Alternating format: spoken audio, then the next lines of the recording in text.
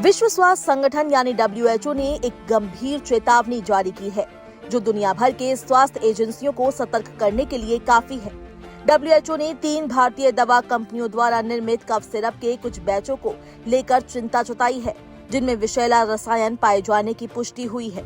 ये कदम तब उठाया गया जब भारत के मध्य प्रदेश राज्य के छिंदवाड़ा जिले में सिरप के सेवन से कई बच्चों की जान चली गई। आपको बता दें कि मध्य प्रदेश के छिंदवाड़ा जिले में कुछ बच्चों को जब बुखार और खांसी की शिकायत हुई तो उन्हें स्थानीय रूप से उपलब्ध एक कफ सिरप दिया गया, लेकिन इस दवा के कारण 20 से ज्यादा बच्चों की मौत हो गई। ये खबर फैलते ही न केवल पूरे राज्य बल्कि देश भर में चिंता की लहर दौड़ गई। इन घटनाओं के बाद संबंधित राज्य सरकारों ने तत्काल कार्रवाई करते हुए इस कफ सिरप की बिक्री पर रोक लगा दी। साथ ही WHO ने भी इस पर संज्ञान लिया और एक वैश्विक चेतावनी जारी की। WHO ने अपनी रिपोर्ट में जिन 3 सिरप का जिक्र किया है वो है कोल्ड्रिफ, श्रीसन फार्मास्यूटिकल्स द्वारा निर्मित रेस्पीफ्रेश TR, रेडनेक्स फार्मा का उत्पाद रीलाइफ, शेफ फार्मा की दवा।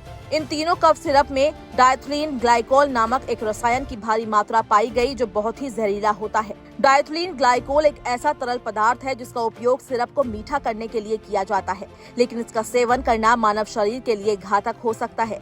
स्वास्थ्य एजेंसियों द्वारा कराई गई लैब रिपोर्ट में सामने आया कि कोल्ड्रिफ सिरप में DEG की मात्रा 48% से अधिक पाई गई, जबकि अधिकतम स्वीकृति सीमा केवल 0.1% होती है।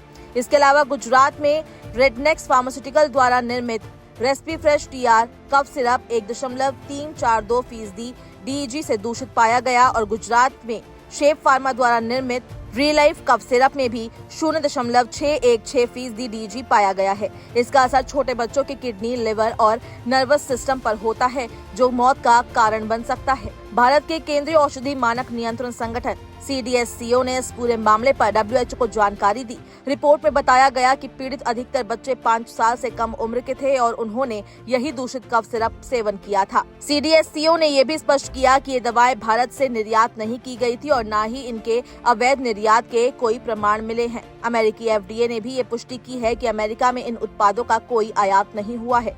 इस मामले की गंभीरता को देखते हुए तमिलनाडु सरकार ने श्रीसन फार्मास्यूटिकल्स का मैन्युफैक्चरिंग लाइसेंस रद्द कर दिया है। साथ ही फैक्ट्री को बंद करने का भी आदेश दिया गया है।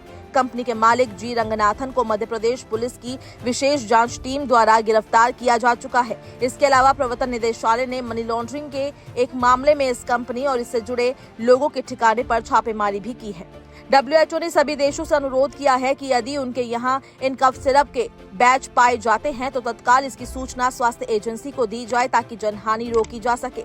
स्वास्थ्य संगठन ने कहा कि इस तरह की घटनाएं न केवल विश्वास को तोड़ती है बल्कि वैश्विक स्वास्थ्य प्रणाली पर भी सवाल खड़े करती है। इससे पहले भी अफ्रीका के कई देशों में भारतीय कफ सिरप की वजह से बच्चों की मौत हो चुकी है, जो इस मुद्दे की अंतर्राष्ट्रीय गंभीरता को दर्शाता है।